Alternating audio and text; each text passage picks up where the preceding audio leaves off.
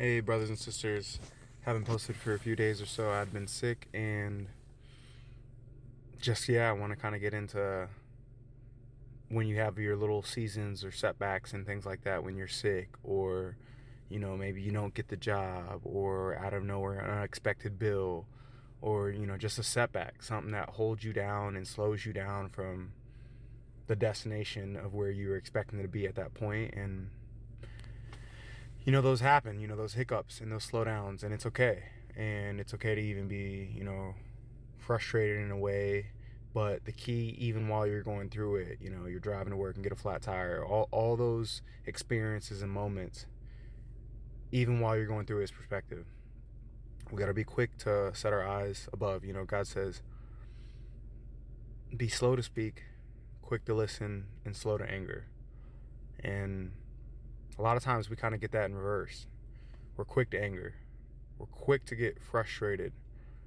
And typically when you take frustration out on people that are around you and or even yourself, it's really deeper than that. It's really more rooted in frustration in God and with God.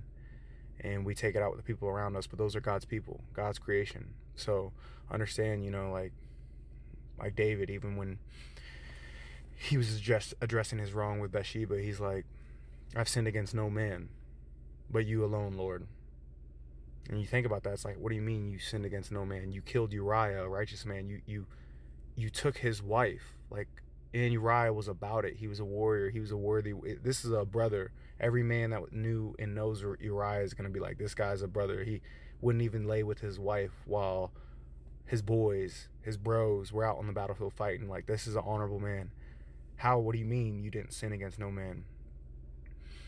Because in that, while he's acknowledging that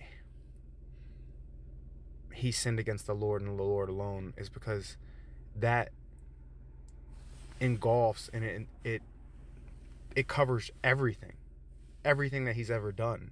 He's going to the one that created all, Uriah, Bathsheba, all of them. So point is when you are going through whatever you're going through and your setbacks, it's good to quickly try to get back into perspective of who God is, and that you may not understand the situation. So you have to be locked in on being slow to anger and not quick to anger. And then even then, furthermore, go jump into being quick to listen. God, what are you trying to show me in this? What are you trying to teach me in this?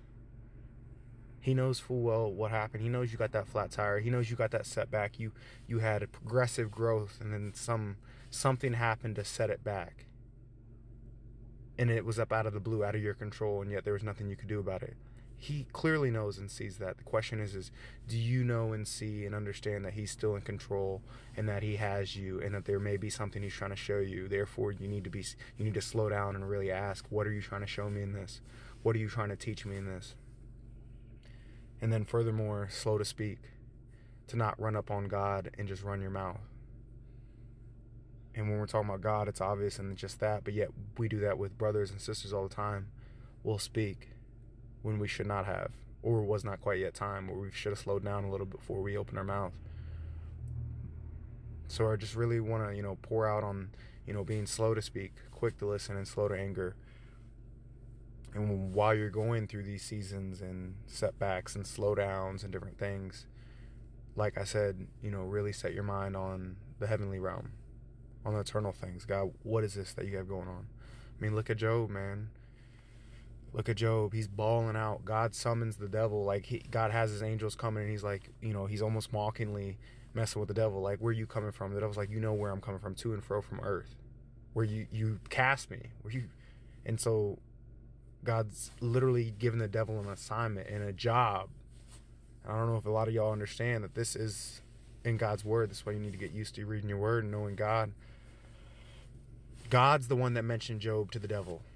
God mentioned Job to the devil, not the devil coming up on God like, yeah, I've been crushing your servants and your children and obliterate them. No, God's like, yo, devil, pretty much you suck at your job. Let me try to help you do your job better. How about you try to go get one of my best? Job, a perfect man. He says that. He called Job a perfect man. He says, why don't, have you ever considered my servant Job? He brings Job up to the devil. Point is that's why you need to be slow to speak, quick to listen, and slow to anger. Because see, what you may see as the devil prevailing, the devil winning, you being cursed, you're just under attack and being defeated, and you're just frustrated and XYZ. And since you're so quick to judge and look and analyze and trust your own faith and your own understanding and your own knowledge and your own wisdom, that you could be completely wrong and you're going against everything God has taught. He says what? Lean not to your own understanding, but trust in God with your whole what? Heart. Lean not to your own understanding. He even says knowledge puffeth up. That's the problem. Everybody's getting all this knowledge and they think they know this and that, and then they've forgotten God. That's the whole problem. He even talks about forsaking your own thoughts. God, David's even the one pleading. He's like, Lord, reveal my heart to myself. It's wickedly deceitful. We're so quick to think we know what's up. Job was going through all that, lost his family, lost his businesses, his jobs, everything besides his wife. But he did lose his wife, because what's more important? You physically having your wife? Physically, meaning she's physically alive, or spiritually alive? Because she even said, why don't you curse God and die? She's forsaken God herself, so it's like she's spiritually committing suicide in a way. He's lost everything. His friends come over, they grieve with him for a period of time, and then surely they get persuaded, nah, Job, you're doing something evil. You're doing something wicked for this to be happening. We tried to grieve with you, homie, for 7 days, but nah, we can't rock with this because you're too down bad. You definitely pissed off God. You kindled his anger. You did something. And all of it was wrong. God was boasting about Job.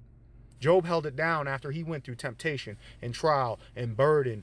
He held it down. Job was the one saying, I know, who am I to say anything before God? Job is the one that humbled himself right after losing everything quickly and ran to God. And then the devil pulls back up on God and is mad because the devil tried to say, surely Job's going to curse you to your face. Surely he's going to curse you to your face if you do this, this, and this. And Job did not. Job held it down. The devil pulls up on God, and then he makes excuses. The only reason Job isn't cursing you is because you got a hedge of protection around this, hedge of protection around this. And every time the devil tried, Job stood true and gave praise and faith to God every time. And then all the way to the last time, the devil's like, well, the only reason is because he still has his health. And God's like, you can do everything you want to him besides kill him. And then that's when Job's laying there with boils, can't even sleep, can't even lay on the couch, can't do nothing. He's tormented by drink. He's literally as down bad as you can possibly be. You talk about having plans completely uprooted and obliterated, desires, dreams, all these things that may very well be good, things that may very well have been from God, promises that may have very well been from God. Just like Abraham with Isaac. That was a promise from God. And then he gets it, and then boom, the opposite's happening. Point is we need to get used to not trusting to our own understanding, our own belief, our own this and that. We need to acknowledge God and know that his ways are higher than our ways, just as the heavens and just as the clouds and the skies. And we need to have reverence and trust what he's doing. And with all that being said, when you're going through your Job season, when you're getting obliterated, when you're getting attacked and persecuted and unjustly, just all these different things left and right, and you're going through it, you need to learn your verses, because he says, lean not to your understanding, but trust in God in all your heart. Forsake even your thoughts. You got to forsake them. When them fleshly thoughts are trying to come up saying, screw this, it's not worth it, blah, blah, blah, you need to be quick. Forsake them. Forsake those thoughts. And then furthermore, the more scripture to go on. He says, don't grow weary in doing good, for in due season you will reap. But it's not over yet. He says, unless you quit. Don't grow weary in doing good, for in due season you will reap. As long as you don't quit. Don't quit. Whatever you've been grinding on for years, months, whatever, don't quit. You have to get up. You got to get up. It's always about getting up. The righteous man will fall, 7 times and get up again. This is what it's all about. Anybody that's trying to tell you you're not going to get locked down, it's a lie. Straight from the devil. As even Rocky, says, it's not about how hard you can hit, but it's about how hard you can get hit and keep pushing forward. It's the most simple basics. And don't be quick to judge your situation. You're not the judge of your own heart and soul, and you better thank God that you're not. Because if you were a just judge, you're guilty. But yet, thank God he's the judge, and he's the one that vindicates. He's the one that clears cases. He's the one like, what transgression? Because the devil's going to try to point fingers at you. He did this. And God's going to come wipe all that away. Like, wait, what evidence you got on my son? I ain't seen nothing. He's white as snow. He's been purified. He's been sanctified. He's been justified. Trust God. Give praise to God, even in your storms. He's holy and he's worth it. I hope you all have a blessed one.